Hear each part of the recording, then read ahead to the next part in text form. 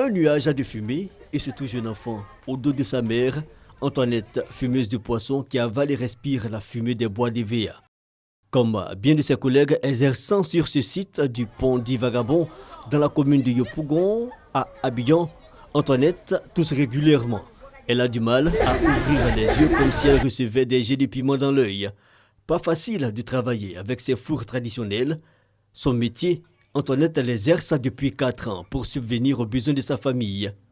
Comme elle, nombreuses sont ces femmes fumeuses de poissons à Abidjan et à l'intérieur du pays qui, au mépris de leur santé, travaillent dans des conditions pénibles et sont souvent exposées aux maladies. On est là, ça ne marche pas, on est dans la fumée, les enfants. On n'a pas maintenant malade. On est là, c'est debout dedans. Moi-même, je ne me sens pas bien, oui, je suis arrêté. Je suis malade. Mais j'ai là, je suis à cause de fumer. On est là. J'ai mal à la tête, tout ça. Dans mon corps me gratte. Fumer là me gêne. Mais on fait comme on est dedans. La fumée là, ça nous rend malades. Souvent même on a vertige, mais on est obligé de venir fumer parce que les enfants sont là pour pouvoir les faire manger. Dans nos poumons, on sait que la fumée nous fait quelque chose. Bon, chaque soir, quand on s'en va, on prend du lait pour boire. Le quotidien précaire de ces fumeuses de poissons a inspiré une réflexion du chercheur soutenue par l'Organisation des Nations Unies pour l'alimentation et l'agriculture, FAO.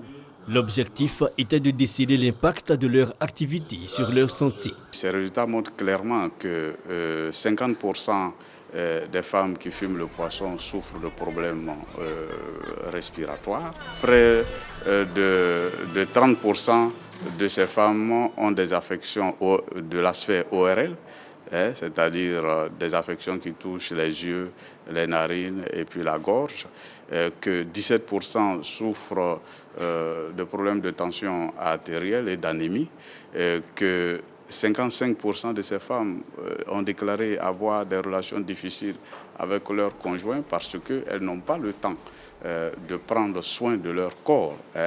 Et également, 17% de ces femmes souffriraient de fièvre typhoïde. Des impacts sur la santé, mais aussi un constat, l'impact sur l'environnement. Les conséquences du fumage sur l'environnement sont multiples. D'abord, l'activité de fumage traditionnelle, telle que pratiquée dans nos localités, déjà utilise beaucoup plus de biomasse, c'est-à-dire que du bois.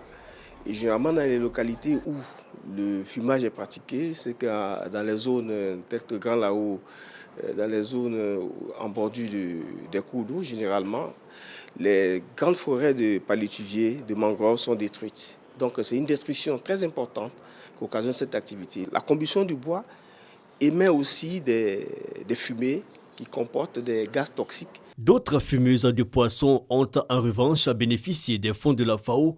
Ces femmes d'Abobodoumé, depuis 2013, disposent d'un four moderne. La FAO, en collaboration avec le ministère, nous a offert ces fours-là.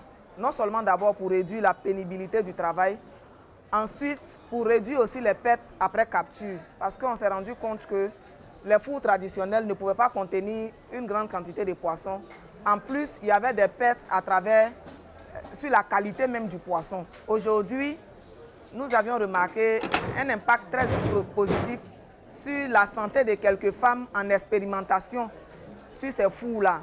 Ces femmes, aujourd'hui, ont trouvé leur santé. Dans les années à venir, selon le Bureau FAO Côte d'Ivoire, d'autres actions seront menées au bénéfice de ces femmes fumeuses de poissons. Pour rappel, ce sont au total plus de 25 millions de francs CFA mobilisés par cette organisation pour aboutir aux différents résultats de la recherche.